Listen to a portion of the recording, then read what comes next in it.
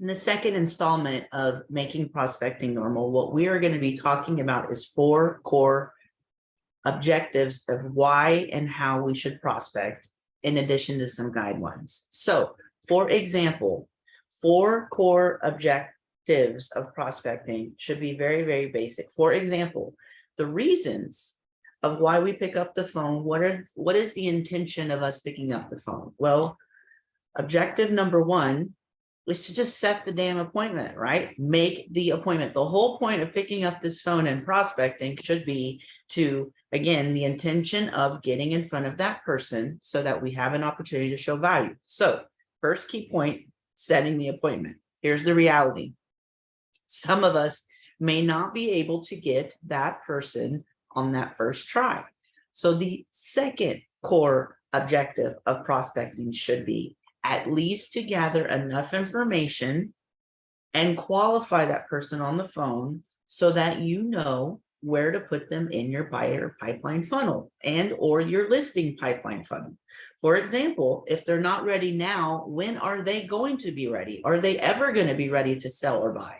So in knowing that information, you are now essentially putting them in a place where you are able to strategically calculate when and how you need to be following up with that person. So that's core objective number 2, is to gather enough information to know where do you put them in your pipeline. The third core objective of prospecting is how many times have you actually picked up the phone and spoken to someone who's ready to go right now?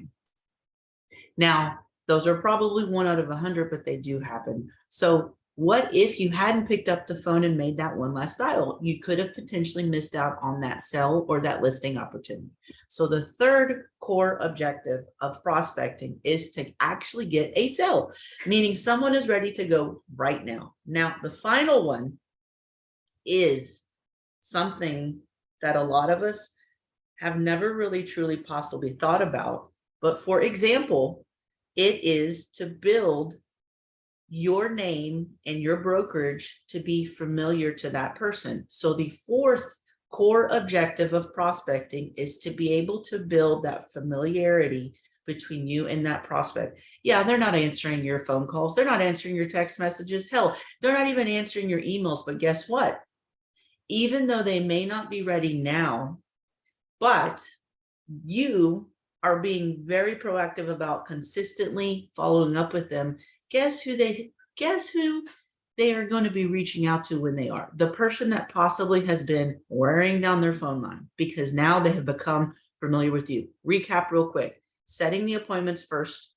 Then if you're not able to do that, at least gather enough qualifying information into knowing if you even can put them in your pipeline. The third, you may get lucky and essentially be able to have an immediate sell. And then finally is the fourth of building familiarity. Now, here are some guidelines with regards to prospecting. A lot of us, I think, can burn out by not having a system in place. Well, the first guideline that I'm going to really recommend is to set up a daily time and place. That's right. Set up a daily time and place. You can't work prospecting around your day. You have to work your day around prospecting or it will not get done. It's like going to the gym for some of us in the beginning of the year, right?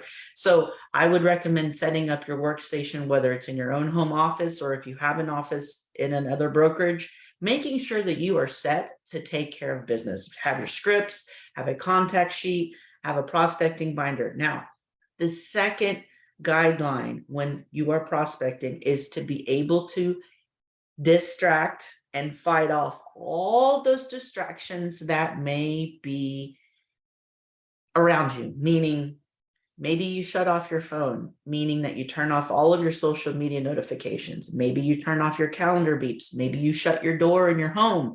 Maybe you go into a conference room in your brokerage to stay away so that people know that you're trying to get business. Now, the reality is distractions can take up a lot of time, but if you're not being proactive and putting yourself in a situation to where you can fight those off, again, prospecting will not get done. The third other component here is to actually follow your plan. For example, if I'm going to prospect from 8:30 a.m.